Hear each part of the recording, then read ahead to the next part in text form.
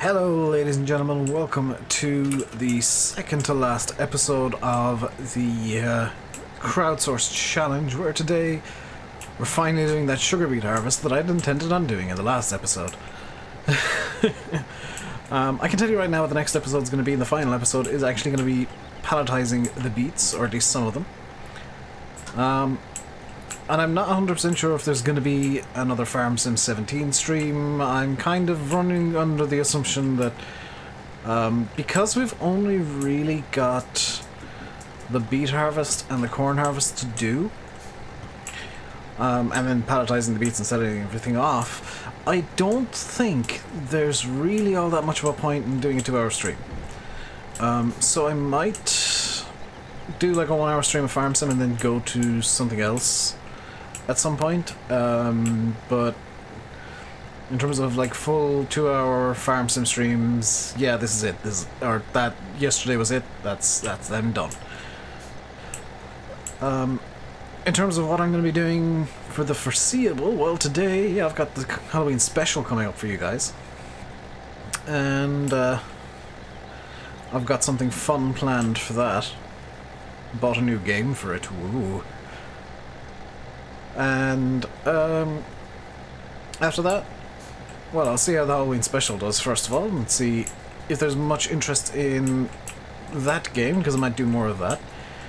I might bring Euro Truck back for a short period, depending on how interested I can be in it. But it'll be Flight Sim and you know, other games. I might even do a Cattle and Crop stream, who knows. It'll just be other random games, you know, Flight Sim. I might do a shortish strategy game. I might do a Portal playthrough on stream. That'd be kind of fun. I love Portal, so that would just be fun. I might even, much to Dan's amazement, even though he hasn't been around the channel much, I might even redo Chromagun. Because I love the crap out of Chromagun, and it's a very Portal-esque game, and it's about the right length for a game of that type. But yeah, we are coming up to the end of FS17 now on the channel, and I would say I'm gonna miss it, but I'm gonna be with FS19 instead, so is that really missing something at all? I don't know. Is it possible to miss something when you're just getting a newer version? I'm gonna miss some of the mods. I've said this already, but oh good lord, I am choking on here. I'm gonna miss the likes of Drive Control, Glance. I'm gonna really miss. And just, you know, the super useful convenient mods that I love so much, I'm really gonna struggle without. But in terms of like the game as a whole, I'm probably kind of glad that we're coming to the end of FS17, coming to the beginning of FS19, and I'm going to enjoy the 2-ish weeks that I actually have off, and away from Farm Sim in general. Because what the plan for me for today is I'm actually recording this video right now, 9:25 PM, and I'm actually, as soon as I finish this video, I'm going to jump into what I plan on being the final Farm Sim video, which will be putting the beets in pallets. Now, in terms of a bit of admin work that I've done in the stream yesterday, I finished buying all the fields. We got about a 300,000 euro loan, so we're probably never going to pay that back. But there's no rule saying that I can't be in debt, so we're fine. We've stuck within the rules. So I have met the original goal of the series, which was to own all the fields. We're not going to work at them all, you know, we're finishing up in the winter, because, as I've said before, winter with seasons is a really nice kind of natural place to end things, because there's nothing in the ground, you're just kind of waiting for spring, and, you know, it's a nice time to just kind of call it a day for a map.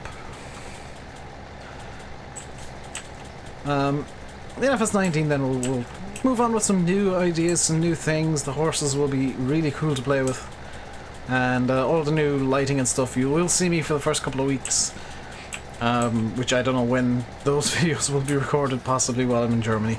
But, you know, for the first definitely couple of videos, which will definitely be recorded in Germany, you will see me just messing about with the lights and the lighting system, because that's the kind of thing that I want to play about with, frankly.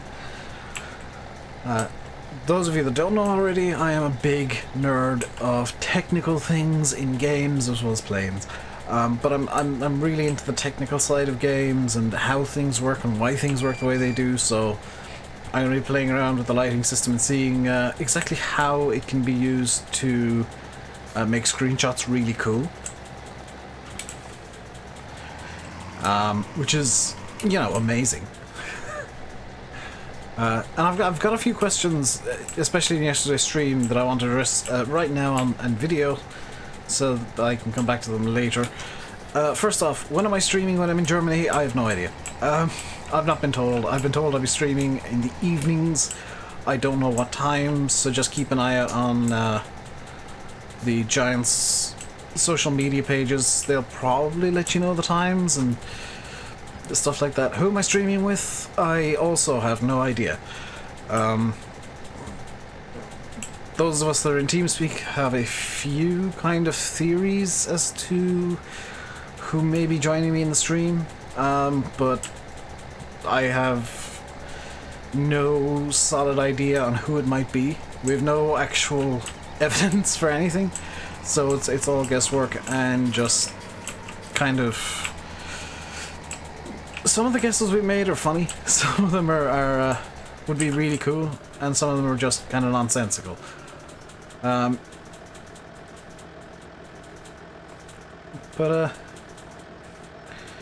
I'm looking forward to that. I'm a bit nervous, I'll be honest, because connecting flights, if there's a problem, it's gonna cause extra problems. But in terms of the actual streaming, yeah, I'm looking forward to that, and meeting up with Giants, and you know, getting to see the offices, getting to talk to Lars and those guys in person is going to be awesome. Meeting up with YouTubers or streamers from other countries as well, because it won't just be me there. I know that there's other people going from around, I think around Europe mainly. I think Giants are kind of... with a really actually bright idea, just being cheap and only bringing Europeans to the office, because it's, number one, cheaper and more predictable to get, you know, transcontinental flights from Ireland, France, Poland, wherever.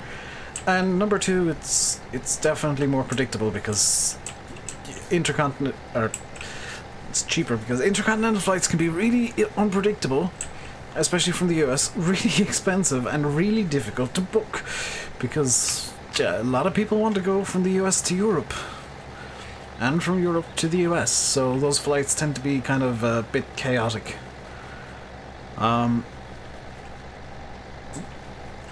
Plus, I don't think many American YouTubers or streamers want to go to, you know, spend 6, 7, 8, 9 hours on a plane just to play some farm sim. I think some of them might just prefer to wait the extra few days until it's out, or until they're, you know, until media partners or preview partners, or whatever they're called, get the game. You know, that's kind of, I think, the better idea for the US side of things. And don't get me wrong, I'm not calling Giants cheap. I'm saying they're smart because, you know, Irish and English guys can also speak English and also have a very similar audience to the American YouTubers. So it makes just as much sense to bring somebody from Ireland or from the UK. It actually makes more sense because it costs them less money, which they can then put into, you know, promoting the game. And I apologize, I've had some food recently and it's not agreeing with me. Promoting the game and you know, maybe even paying people a bit extra to develop new features and stuff. So the more Giants cheap out on I say this in the nicest possible terms. The more Giants cheap out on some things, the more they can spend on others, such as more staff and stuff like that. So not the worst thing in the world. So like I said, the plan for today is harvesting this. We're gonna do possibly 2 quite short videos, although I might just I might extend this video so that we get the full beet harvesting, because this is going a lot faster than I'd kind of anticipated. I know Landy Kid hates this harvester, but quite honestly, as long as it's not a single row harvester, I don't give a damn. That's why I haven't used the armor salmon. This grandma roots to, well, sugar beets aren't grown in Ireland anymore, but I can imagine something like this being used here. It would, granted, normally be something more akin to the armor salmon, which is just single row or 2 row. Sometimes there were 3 row harvesters, but something this big wouldn't really have been used that much. They would have just gone up to, well, the very few farms that grew beets would have been this big, but they would have just gone up to the big machinery that, you know, if they got to this size of harvester.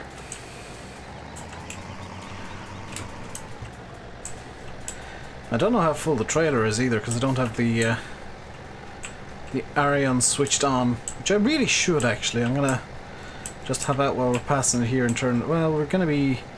I'm not gonna hop out now, but I'm gonna hop out when we're emptying the harvester, so that I can get an idea through glance of how close we are to being full. Also, Simulate pointed it out to me today, but I'm possibly sounding a bit more British than usual, a bit less Irish. That's just a thing that happens sometimes, where my accent goes weird. Just ignore it. If it's annoying or distracting, just try and ignore it, because it's just something that happens. Or my accent flattens even more than usual.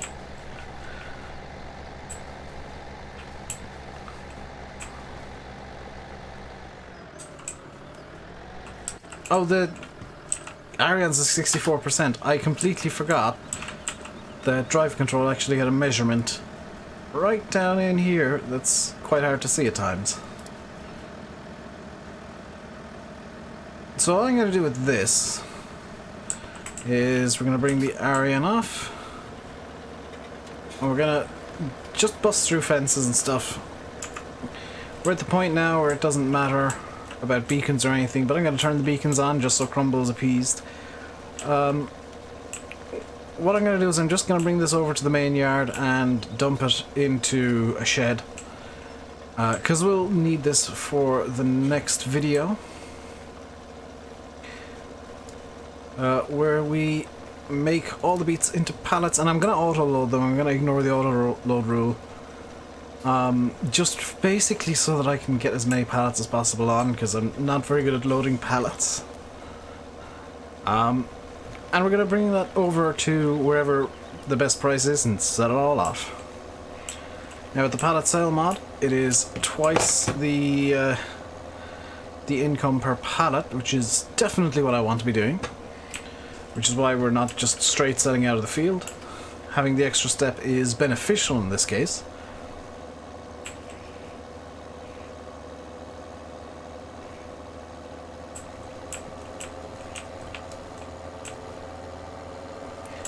And we could actually just dump it into a field and palletize there. That might have been a better idea. But we're on our way now, so it doesn't matter. We are going to be using the Arion to sell off the crops as well. We got this Arion up to 16 hours of working time. Like, we bought it in the spring and it's worked. I've been spamming this thing because it's just the nicest tractor. Just so nice.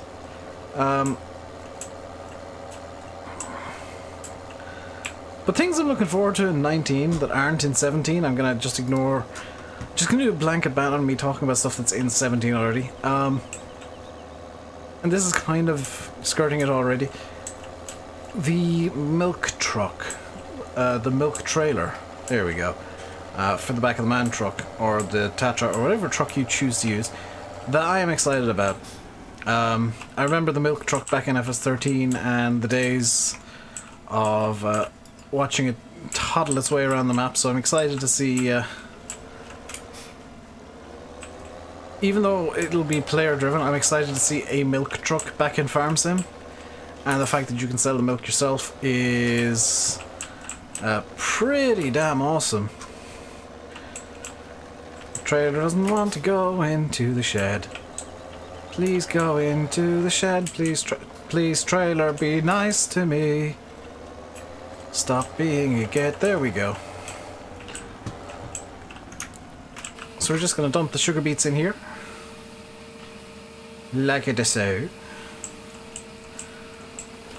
I'm going to make sure it piles up nicely by just reversing up every so often. So you get a nice little ramp to work with. That should be enough there.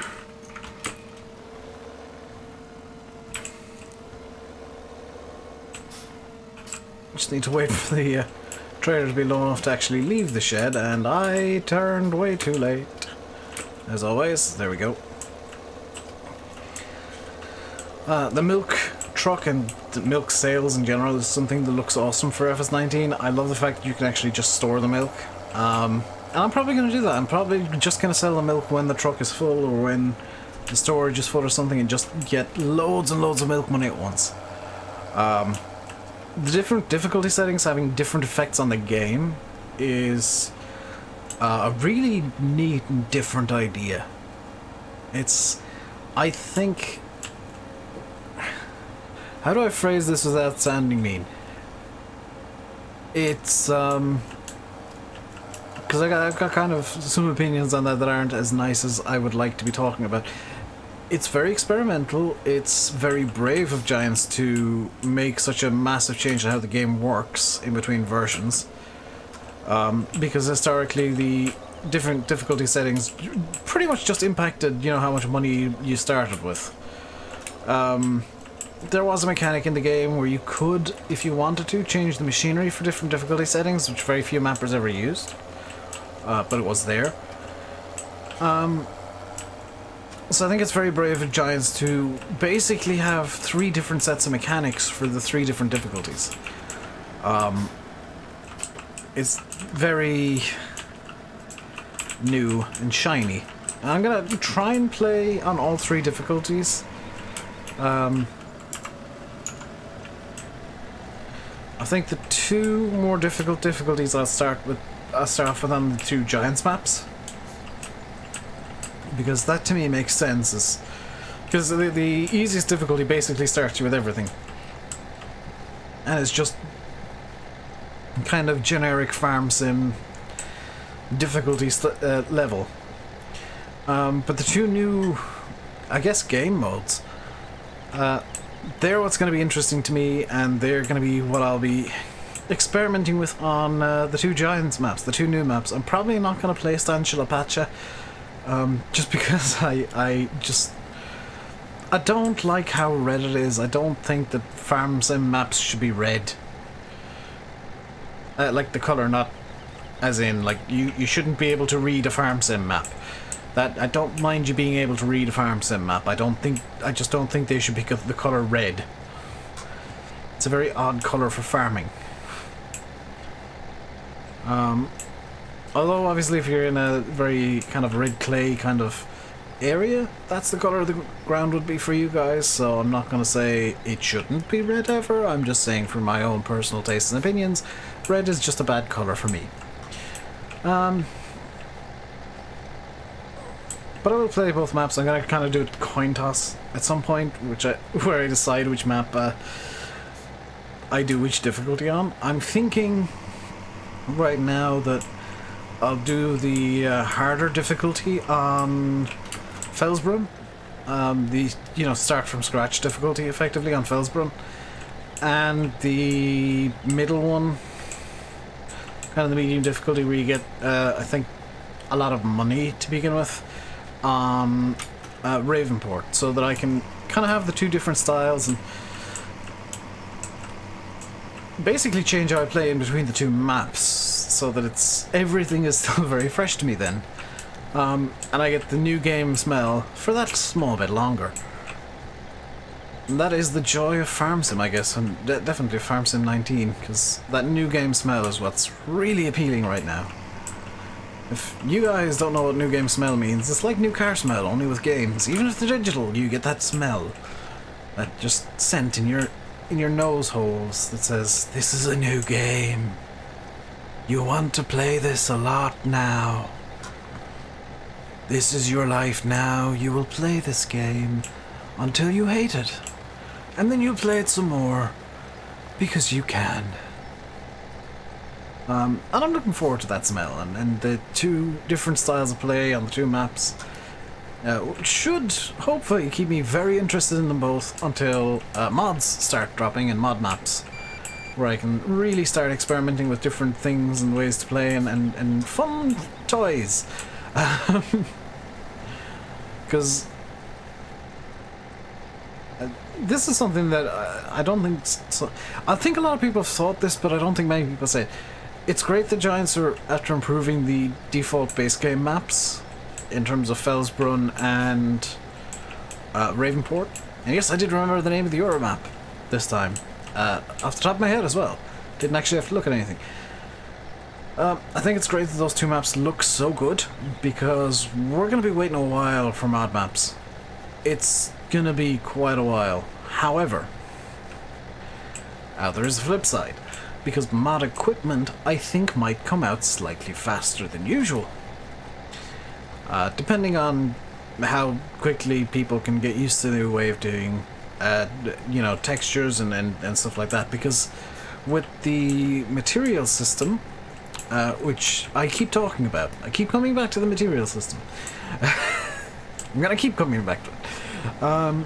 With the material system, you just kind of set a color and a material. So we'll say with this Ford 7810 or a Ford 8310 Powerstar SLE, it would be blue, probably steel, or iron. Yeah, it would be steel, blue steel, blue aluminium, and you set that, and it would probably just be generically called metal. You just set this as blue metal.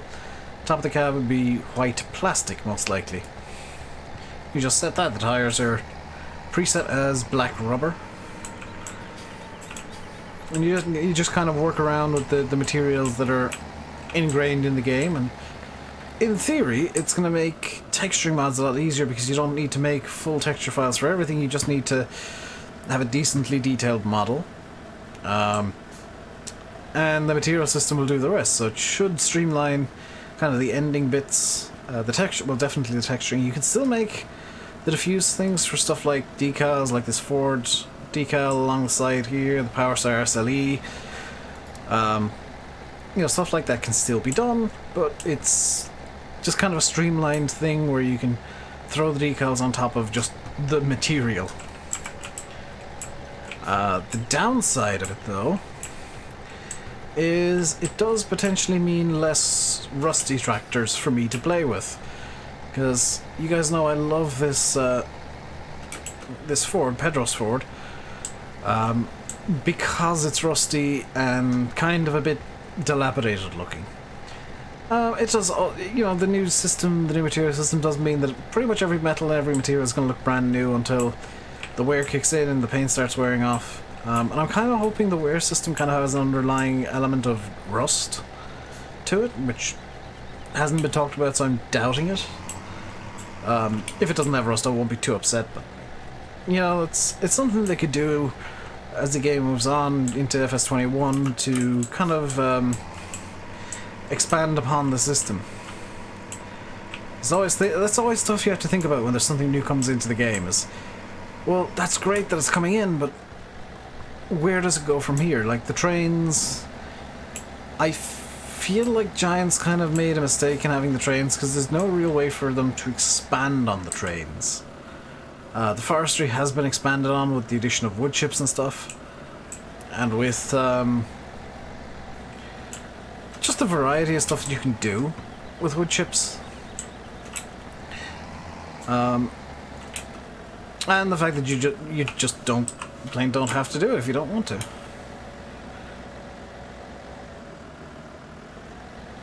You know, animals have been gradually expanded on. I think it's great that the chickens are going to be able to be fed in FS19 and are going to be optional again, so that's 2 steps forward for me. And the horses as well. I think that's a massive step forward in terms of just like animal availability. But where do the horses go? Is there going to be, you know, workhorses in FS21? I think really the system that can be expanded the most is the material system, where you can have different wear levels of material instead of like it just going, you know, instead of just the paint chipping off or wearing off, you can have it where the paint wears off, and if it's not maintained in X number of days or X amount of time, that area that the paint came off starts to rust, and that then starts over time slowly infesting the rest of the vehicle, and that'd be kind of cool. Or, you know, if something maybe isn't it doesn't have wear on it, doesn't have the paint coming off, but is just abandoned outside, that it starts developing rust, just from the paint kind of being undermined by the rain. If it's left outside for X amount of time and it's rained X number of times, then yeah, you're gonna get some rust, because you do in real life. You know, there's the ways that system can be expanded on, beyond just your tractor now has wear, as do the trailers and all the equipment. It now wears down. You know, something that I always look at is just for my own kind of experimental nature, I guess, is, well, it's a cool system. How weird can it become? And I just start running kind of thought experiments in my head of, well, what if you were to do this, or what if you were to do that, and what if you were to do the other? I think there's some really interesting ways that the equipment wear and the material wear can be expanded upon. I think there's some really cool crops that Giants can still bring into the game that aren't in there yet. You know, we're still kind of... FS19 is bringing in new crops, sure, but there's still crops what you can do with a combine harvester. I'd love to see some of the weirder ones, like onions and peas and carrots and olives and stuff. You know, there's a lot of... It comes back to that, doesn't it? It always comes back to the one thing that I keep harping on about. I'm gonna say it right now. No, I'm not, because orchard farming, that's the word I was looking for. I almost forgot the word orchard farming. Orchard farming, that's, I think, the next huge step forward for Farm Sim. I think that'd be something just plain awesome to see in the game. Because I am a fanboy of Farm Sim. You guys know this, I play it a lot. I love the game. I'm not afraid to look at kind of the negative things that I feel could be done better and say, well, this is great, but if this was more like this, it could be, you know, maybe better. Or I understand that this has to work this way, but kind of wish it worked the other way. But that, you know, that's the thing about being... I don't really want to call myself this, but a kind of de facto game critic, because I'm in YouTube. It's just kind of a thing you're expected to do. You're expected to kind of know what you're doing and have opinions on everything. So that is going to be it for today. I'll be back tomorrow with the final video, which I'm going to record pretty much now. So until then, stay safe and goodbye. And if you liked, hit the like button and all that nonsense. Bye!